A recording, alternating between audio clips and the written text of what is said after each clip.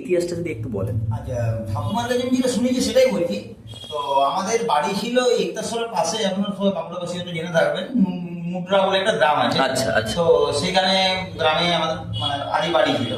তো সেখান থেকে এই নিস্তারিণী দেবী যখন আসছেন সেই বাড়ির থেকে। নিস্তারিণী দেবী বলতে আপনার ঠাকুমা, তাই তো? আমার বাবার ঠাকুমা। আপনার বাবার ঠাকুমা, আমার আচ্ছা। বাবার ঠাকুমা নিস্তারিণী দেবী যখন আসছেন সেই বাড়ির থেকে, তো একটা পুকুর ঘাট ছিল, পুকুরে দেখছি একটা পিতলের ঘর ভাসছে। তো চলে গেছিল, কিছু দূর পেরিয়ে চলে গেলেন উনি। তো উনি কি মানে একটু মানে সন্দেহের মতন লাগলো আর কি। তো উনি আবার ঘুরে এলেন, ঘুরে এসে ঘরটাকে তুললেন। মনে হলো যেমন ঘরটা ওনাকে ডাকছে, একটা ঠাকুর টানার মতন একটা ব্যাপার থাকে। তো সেটা মানে হয়েছিল আর কি। তো ঘরটা উনি তুলেছিলেন, তো তুলে নিয়ে উনি যোগে এসেছিলেন বাড়িতে। তো বাড়িতে এসে রেখে দিয়েছেন। তো সেই দিনই রাত্রেবেলায় তিনি স্বপ্নাদেশ পান মায়ের, যে এইরকম আমার একটা মূর্তি তুই বাড়িতে প্রতিষ্ঠা কর, তোর বাড়িতে আমি যাবো। আচ্ছা, সেটা মা স্বপ্নে বলেন ওনাকে, তাই তো? সেটা এই মূর্তি যেটা আপনারা এখন কাছে দেখতে পাচ্ছেন সেই মূর্তি। তো এইরকম স্বপ্নাদেশ দেয়। তো সেই হিসাবে মানে আমাদের যে বড় দাদু ছিল, মানে আমার বাবার যে মানে ওনার যে ছেলে ছিল, মানে বড় ছেলে গৌরী চক্রবর্তী, তো তিনি ছিলেন ধান মিলের মানে ওই যে ধান মিলের মালিক ছিলেন আর কি। একটা ধানের মিল ছিল আমাদের কেটার ডাঙে, অত আর এখনকার লোক বাঁকুড়া পাশে জানে ধানের মিল ছিল। তো সেখানে উনি ওখানে থাকতেন, তো মানে মালিক ছিলেন। তো কি করলো, নিস্তারিণী দেবী নিজের ছেলেকে ডাকলো যে মূর্তি তো একটা এরকম স্বর্ণাদেশ পেয়েছি রে, তো এরকম তো বানাতে হবে। যে আর্টিস্টকে ওই বড় ছেলে ওনার যোগাযোগ করে নিয়ে আসেন এখানে। আচ্ছা। দিয়ে ছবি আঁকান এরকম কিভাবে স্বপ্ন দেখেছিলেন সেই হিসাবে এই যে আজকে যে মাকে দেখতে পাচ্ছেন আপনারা, এইভাবেই ছবি আঁকা দিয়ে এখানে আমাদের আরো এখানে মারোয়াড়ি বাবুরা যারা আছেন তারা সবাইকে সঙ্গ নিয়ে, আর উনি যখন কলকাতা রওনা যে এরকম মূর্তি আমাকে তৈরি করতে হবে। তো অনেকদিন আগেকার মূর্তি, 160-70 বছর হয়ে গেল। তো তখনকার দিনে আমি যেটা শুনেছি এই মূর্তির দাম নিয়েছিল 500 টাকা। এখনকার দিনে কয়েক লাখ টাকা হবে হয়তো। তো সেটা ছাড়ুন, দিয়ে এরকম মানে ওনারা কলকাতা থেকে করিয়ে এনেছিলেন এই মূর্তি। তো এই মূর্তি যখন ওনারা করিয়ে আনেন তখন মাটির বাড়ি ছিল। এই বাড়ি বহুত দিন, যে মন্দির দেখছেন সেটা বহুত দিন পর হয়, আগে মাটির মন্দির ছিল। তো এইভাবে যখন ওনারা গড়িয়ে আনলেন, যেদিনে প্রতিষ্ঠা হওয়ার কথা ছিল, তো সেই দিনে যখন মূর্তি এখানে সামনে এরকম জায়গাটাতে নামানো ছিল, এই জায়গাটাতে মূর্তিটা এরকম জায়গায় নামানো ছিল। তো উনি যিনি নিস্তারিণী দেবী ছিলেন, তিনি এসে একেবারে তীক্ষ্ণ দৃষ্টিতে দেখলেন পুরো একদম পায়ের মাথার থেকে একদম পা পর্যন্ত। দেখে এক ঝটকায় বলে দিয়েছেন যে নাকটা একটু বাঁকা আছে, আরো কিছু কিছু জায়গায় ওই মূর্তিটা করতে ভুল ছিল। স্বপ্নাদেশ তো পেয়েছি, স্বপ্নে মাকে যে রূপে দেখেছিলেন শুধু নাকটা একটু অন্যরকম ছিল, একটু গোলমাল ছিল, আর কান এইরকম জায়গাটা একটু গোলমাল ছিল, মানে একটু এরকম মানে তেমনটা টাইপের ছিল। আচ্ছা আচ্ছা। মূর্তি তো আমাদের, আচ্ছা। তো সেই হিসাবে তো এই মূর্তিটা হলো না, যে আবার ওই মূর্তিকে পাঠানো হলো সোজা কলকাতা। তো সেই হিসাবে যখন আবার পুনরায় প্রতিষ্ঠা হওয়ার জন্য এলো, তো কলকাতার যিনি মালিক ছিলেন, এই যিনি তৈরি করেছিলেন সেই একটা যিনি মালিক ছিলেন, তিনি এসেছিলেন যে আমাদের এত সূক্ষ্ম সূক্ষ্ম কাজ এগুলো ধরতে পারেনি, কিভাবে ধরে নিয়েছিল সেটা দেখার জন্য। তো ইনি এসে এখানে খুব প্রসন্ন হয়েছিলেন এবং এখানে প্রতিষ্ঠা থেকে, আর যিনি প্রতিষ্ঠা করেছিলেন তিনি হচ্ছেন আমার বাবার দাদু, মানে হচ্ছে ওই যিনি নিস্তারিণী দেবী ছিলেন তেনার নিজের ভাই। আচ্ছা। সে বিশাল বড় তান্ত্রিক ছিলেন, তিনি তন্ত্র সাধনা করতেন, বিশাল বড় তন্ত্র সাধক ছিলেন, উচ্চ মাপের তন্ত্র সাধক। তো তিনি যখন আসেন, তো কলকাতার যে মালিক ছিলেন ফ্যাক্টরি, তো তিনি তেনার সঙ্গে এই তান্ত্রিক দাদু খুব ভালো পরিচয়। আরে বাবা আপনি এখানে, বলছে আমার তো এটা দিদির বাড়ি, তো আমি তো এরকম প্রতিষ্ঠা করবো। তো এই যে আপনারা যে বেদি দেখতে পাচ্ছেন, এই বেদি এটা হচ্ছে মানে পঞ্চমুণ্ডিকাড়া আসন। পঞ্চমুণ্ডিকাড়া আসনে আমাদের তান্ত্রিক মতে এই ঠাকুরকে প্রতিষ্ঠা করে। দর্শকদেরকে একটু বলে দিন পঞ্চমুণ্ডি আসনের মানেটা। পঞ্চমুণ্ডি আসন মানে 5টা মাথা দিয়ে আসনটা তৈরি করা হয়, মানে 5টা মাথা দিয়ে যারা তান্ত্রিক মতে পূজা করে তারা পঞ্চমুণ্ড মানে মুন্ড আর কি, 5টা মাথা দিয়ে এই বেদিকে তৈরি করা হয়। আচ্ছা। আর এই বেদি মানে এই জন্য কিসের মাথা আছে সেখানে? আমি যেটা শুনেছি আর কি, অনেকদিন আগের ব্যাপার তো, এটা আমি শুনেছি সাপ আছে নাকি, খরগোশ আছে, ইঁদুর আছে, আর দুটো কি আছে সেটা আমি ঠিক জানি না। মানে কেউ মানে অনেক লোক অনেক রকম মতই দেয়। কেউ বলে বাঁদর হয় একটা, মানুষ হয় একটা, কেউ বলে আরো অন্য জীব হয়, কিন্তু 5টা মাথা আমি জানি শিও। সেই পঞ্চমুটির আসনে মা এখনো বসে আছেন, দাঁড়িয়ে আছেন, তাই তো? আচ্ছা। যারা যারা বাঁকুড়াবাসী তারা সবাই জানেন, অধিকাংশ মানুষই জানেন নিস্তারিণী মন্দির মায়ের তো মানে দারুণ আছে। তো অনেক বাঁকুড়াবাসী তো জেনেও থাকবেন, অনেকে আসেন এখানে, বহুত পুরোনো মন্দির। তো আমাদের মাকে সবাই খুব ভালোবাসে। মন্দিরের ইতিহাস, তাই তো? মন্দিরের ইতিহাস মানে যেটা আমি নিজের। আচ্ছা, আপনি মন্দিরের ইতিহাসটা সম্পর্কে একটু বলুন দর্শকদের। এনার ইতিহাস হচ্ছে ওনার মাকে আমরা এমনি সাধারণভাবে যে একটা মূর্তি বানিয়ে পুজো আর্চা শুরু করেছি সেরকম না। আমার শ্বশুরমশাইয়ের যে ঠাকুমা ছিলেন ওনার নাম নিস্তারিণী, নিস্তারিণী চক্রবর্তী। তো নিস্তারিণীর মা স্বপ্নে পেয়েছিলেন মাকে, স্বপ্নে আদেশ দিয়েছিলেন যে তুই আমার পুজো শুরু কর। তো ফার্স্ট স্টার্টিং একটি ছোট্ট শিলামূর্তি দিয়ে উনি পুজো শুরু করেন, একটি এই জায়গাতে একটি চালা তৈরি করে পুজো করেন। তো উনি তো ভক্তিতে বিভোর ছিলেন, ভক্তি বিভোর থাকতে উনি মায়ের নাম গান করতেন, খুব নাম গান করতে করতে প্রত্যেকের কানে সেটি যায়, প্রত্যেকের কানে মানে তদানীতন যে জজ সাহেব তিনিও তাই, তিনি এই মন্দির বানাতে সাহায্য করেছেন। তো মন্দির বানাতে সাহায্য করেন বা এমনি যাবতীয় অর্থনৈতিক অবস্থা তখন ওনার খুব খারাপ ছিল। ওনার 18টি ছেলে ছিলেন, তার মধ্যে বর্তমান আছে 6টি। তো তারাও অনুগত হয়েছে, তাদের ওয়ারিসানরা উত্তরাধিকাররা আছে। যেমন আমি ওনার নিজ ছিলেন না, যে উনি এই পুজো করতেন, নাম গান করতেন, তদন্ত। উনি বলতেন নিস্তারিণী দেবী, তাই তো? নিস্তারিণী দেবী, তাই তো? নিস্তারিণী দেবী যে নাম গান করতেন, মায়ের বিভোর হয়ে গান করতেন, গান করতে করতে মা ওনাকে এমনই করেন যে ওনার সঙ্গে স্বপ্নে কথা বলতেন। উনি আপনি বিছানায় শুয়ে আছেন, হঠাৎ আমরা কিছু বুঝতে পারিনি, আমাদের বাড়ির ওনার বৌমারা কেউ বুঝতে পারিনি, হঠাৎ হাতটা উপর দিকে তুলে পড়ে বলছে কোথায় নিয়ে যাবি আমাকে, কোথায় নিয়ে যাবি আমাকে বল। আর বাবা তুই ঘুমো না, কেন ওরকম জানাচ্ছিস, আমাকে ঘুমোতে দেয়, সারাদিন তোর কথা শুনলাম। তো উনি দেখছি হাত তুলে তুলে তুলে তুলে মন্দিরে এসে দাঁড়িয়ে গেলেন, দিয়ে বললো ঠিক আছে নেই, তোকে ঘুম পাড়িয়ে দিচ্ছি আমি। দিয়ে উনি এই কথা বলছেন, ওনার কথা শুনতে পাচ্ছি আমরা, কিন্তু আমাদের কেউ মায়ের কথা শুনতে পাইনি। আর ওনার বেটেই উনি অনুভব করছেন, উনি কথা বলছেন, সব চোখ মুজে মুজে হাতটা দিয়ে। তারপরে ঠিক দেখেছিলেন ওনারা যে হাত নামিয়ে দিল, মানে মা ঘুমিয়ে গেল, উনি তারপরে গিয়ে ঘুমিয়েছেন। আবার হয়তো কোনোদিন মাঝরাত্রে টেনে তুলে নিয়ে চলে আসছেন ওরে মায়ের মন্দিরে, মায়ের কাছে। এখানে তখন একটি চালা ছিল। তারপরে তদানীতন যে জজ সাহেব ছিলেন, আরো বড় ছিলেন, তারাই মন্দির তৈরি করে আর ওই শিলা মূর্তিটি ভগ্ন হয়ে যাওয়ার জন্য। আচ্ছা, এখানে মা শুনেছি পঞ্চমুটির আসনে বসে দাঁড়িয়ে আছেন। আচ্ছা, এখন পঞ্চমুণ্ডির আসনে এমনি মা দাঁড়িয়ে আছেন। আচ্ছা, মা কিন্তু এমনি নেই, পঞ্চমুণ্ডির আসন করা আছে। পঞ্চমুণ্ডির আসনের উপরে মা দাঁড়িয়ে আছেন। মা 11 বছরের মেয়ে হিসাবে মাকে বোনা ছিল। তো এই যে কতক্ষণ, এটা কলকাতাতেই বানানো হয়েছিল। তো এটা যে কত সাল আগে বানানো হয়েছে সেটা সঠিক হিসাব আমাদের নেই। আচ্ছা, কারণ এই মা বহুকালী যে পুরনো আমরা এটাই জানি, হয়তো 400 বছর তো হয়ে যাবে ওর পুরানো।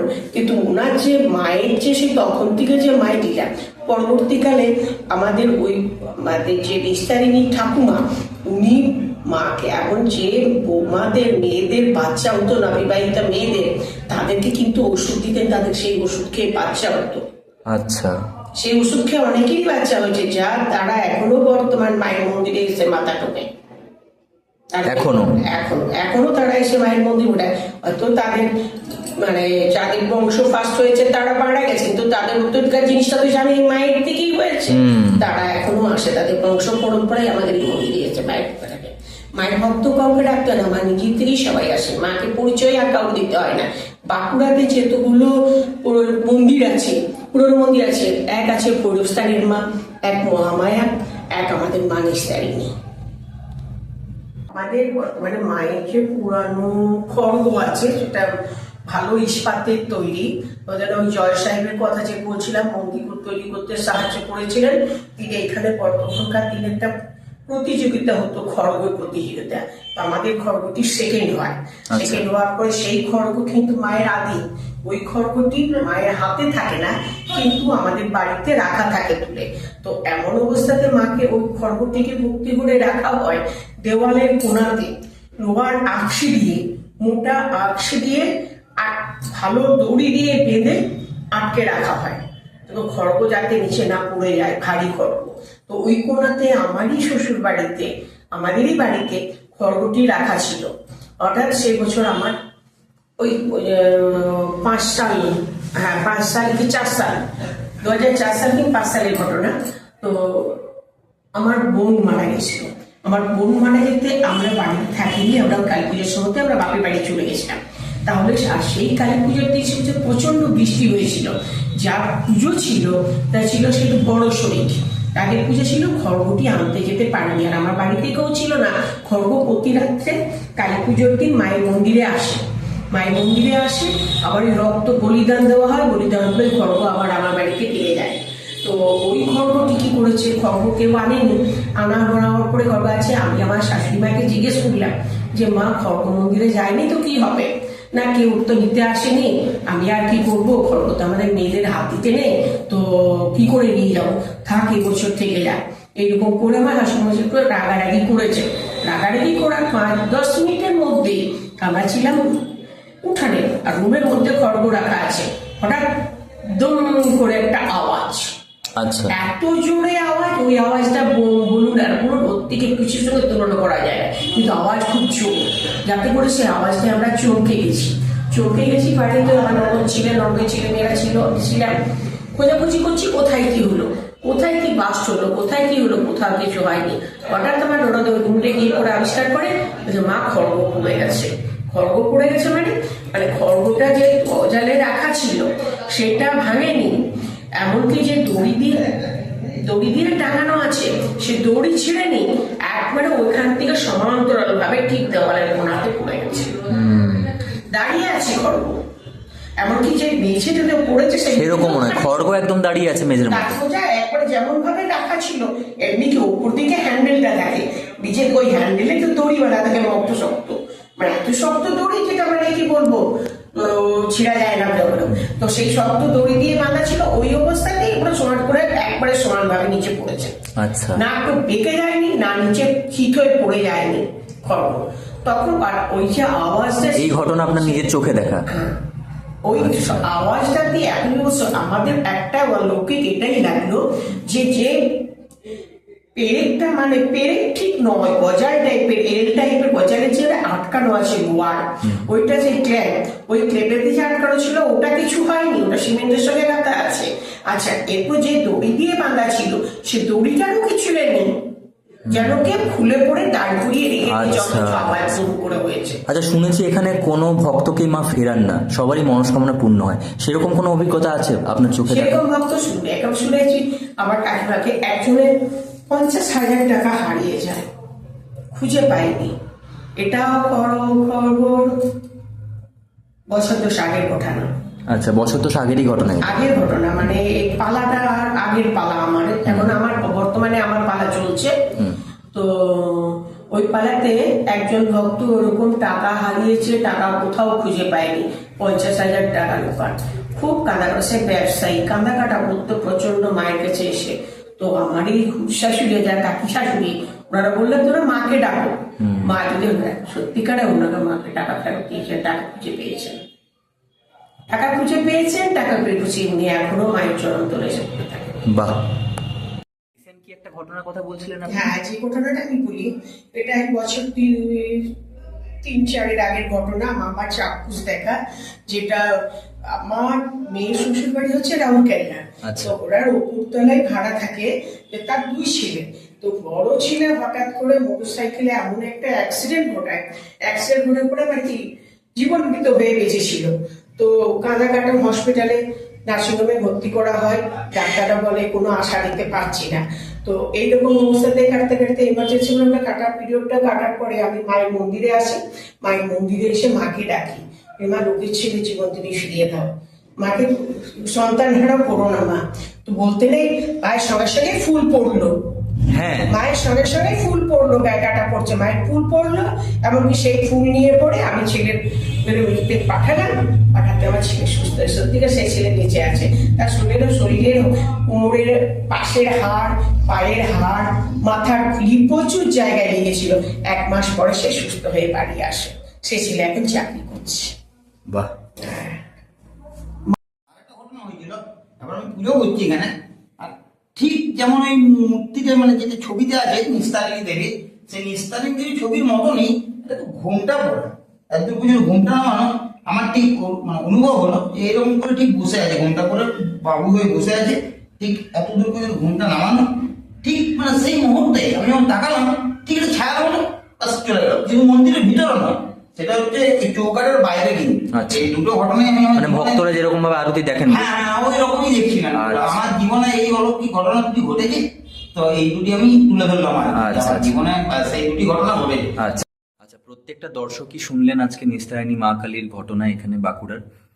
আপনি যদি পুজো দেওয়ার টাইমিংটা একটু বলেন, কারণ অনেক ভক্তই পুজো দিতে আসতে পারেন কিংবা অনেকেই জানেন না, যারা বাঁকুড়ার বাইরে থেকে আসবেন, আপনি একটু বলে দিন যে বাঁকুড়ার বাইরে থেকে এলে কিভাবে এই মন্দিরে আসবেন তারা, এবং আপনি কোন সময় পুজো করেন, মায়ের পুজোর টাইমিংটা কি, যদি কেউ কোনো ভক্ত পুজো দিতে চান মাকে কোন সময় দিতে পারেন? আচ্ছা, ওটা যদি এমনি মানে আমাদের এখানে তো শনিবার দিন প্রচুর ভিড় হয়।